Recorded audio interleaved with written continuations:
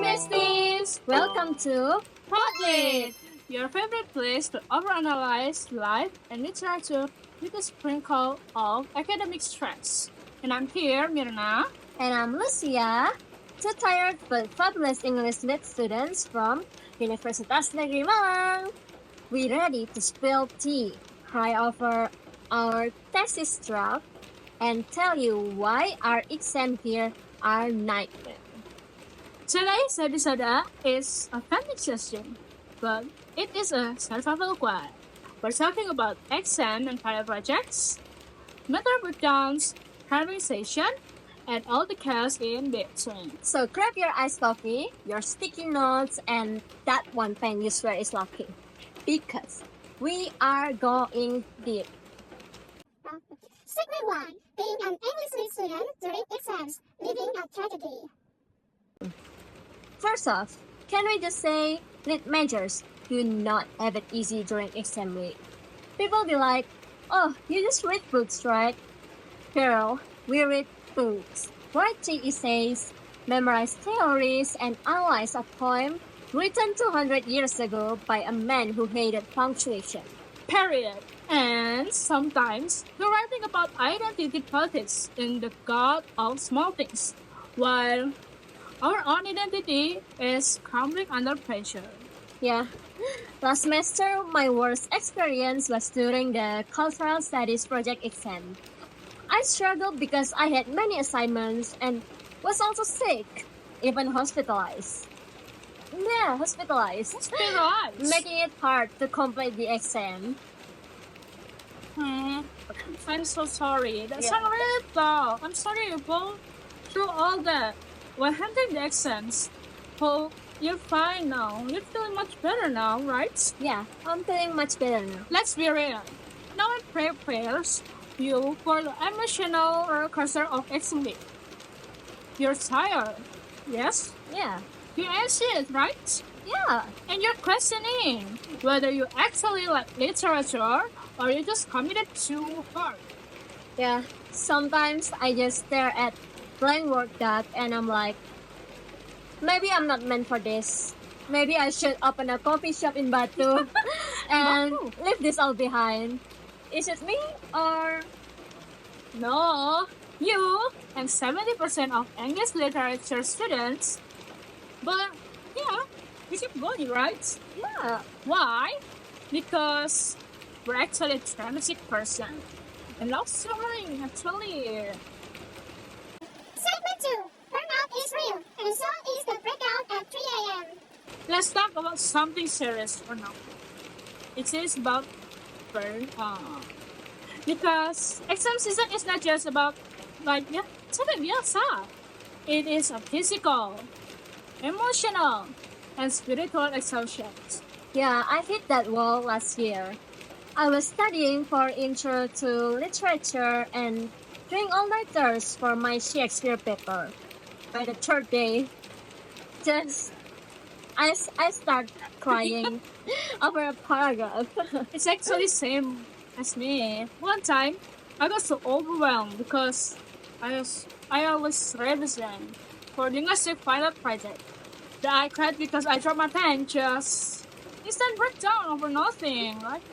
Yeah, and it's so hard to explain to people who aren't in it. Like, yes, we just read books, but mental load of analyzing, referencing, and formatting, and not plagiarizing while making your arguments sound smart is very intense.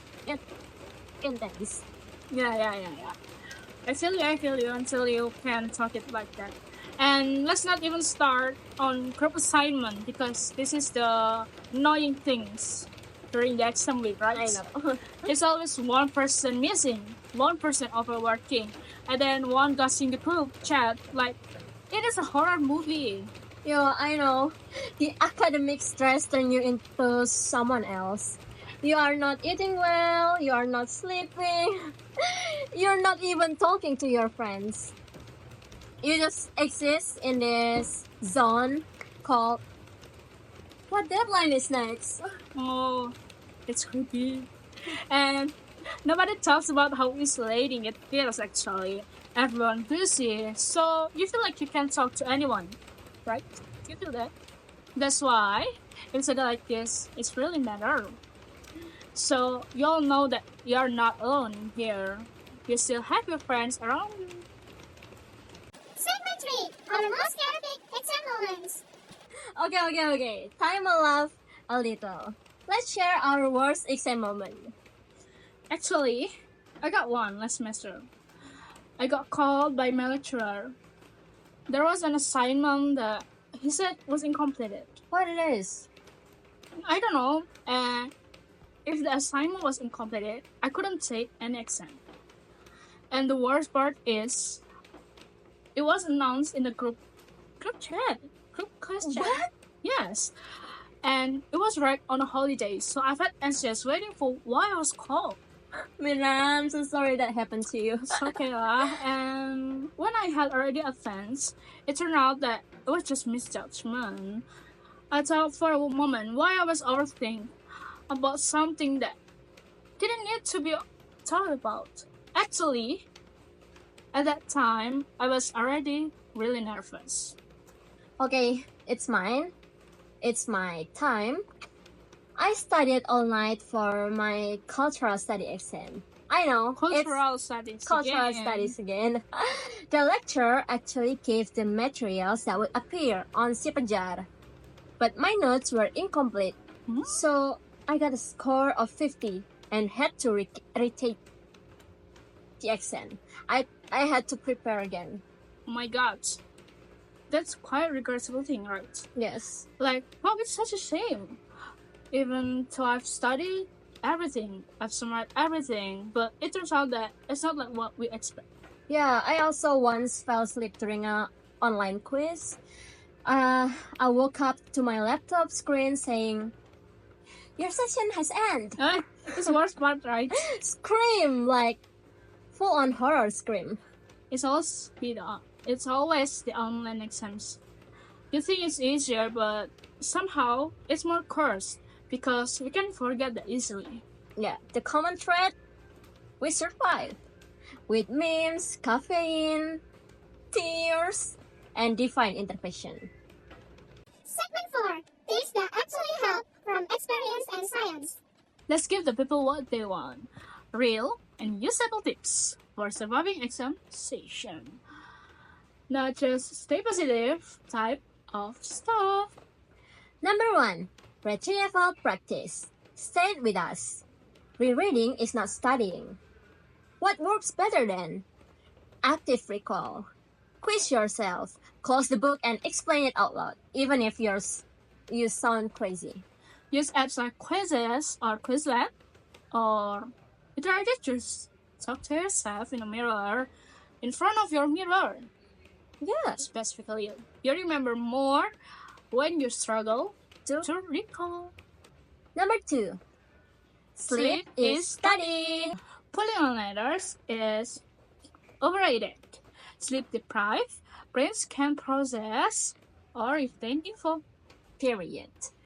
Matthew Walker in Why We Sleep literally says sleep is part of learning process. So yes, naps are productive. Yeah. Number 3, environment and vibe. Make your study space inviting. Put on soft lighting, comfy clothes, lovely music, or maybe classical music if you are feeling elite, right? Yeah. I even study with snacking because I trick my brain that into thinking we're doing something comfy, not stressing over syntax trees. Number 4, the 5-minute rules. Hate starting, just tell yourself, I'll do this for 5 minutes. That's it. Usually, once you start, you will keep going. This is called behavioral activation and it's used in a therapy session. Don't wait to be motivated, but start and motivation will catch up. And actually, there are fun fact about this rule. What Don't too close to me. Okay. What it is? Maybe we have seen this meme on several social media about the 5-minute rule. Like they always say 5 minutes learning or studying, and then they took 5 hours or maybe 5 days taking a break from studying. Like you always seen that in Instagram reels or maybe in somewhere in social media. So this is not you? No, no, no, no. Number 5. Know your exam styles. Different exam, different prep. Writing is heavy. Practice the outlines. Open book. Organize your notes, girl. That's right. Don't just review, but simulate the real thing. Like you're in an exam. Set a timer. Stress in advance so you don't stress later. If you're still listening to this, congrats! You officially have better focus than most of us during finals week. We just want to say exams don't define you. Yes, grades matter, but so does your health, your growth, and your sanity. Failing one quiz, one ruin your life, and one bad day doesn't undo your entire semester. Give yourself credit for surviving. This is to everyone who revising late at night, who is crying over citations or doubting themselves. You are doing better than you think. And don't forget, after all the chaos, you should breathe, rest, and reward yourself because you deserve it. Until next time, stay caffeine, stay real, and may your metaphors always make sense. Bye, Lit Fam! Good luck, and don't forget to cite your Sources. sources.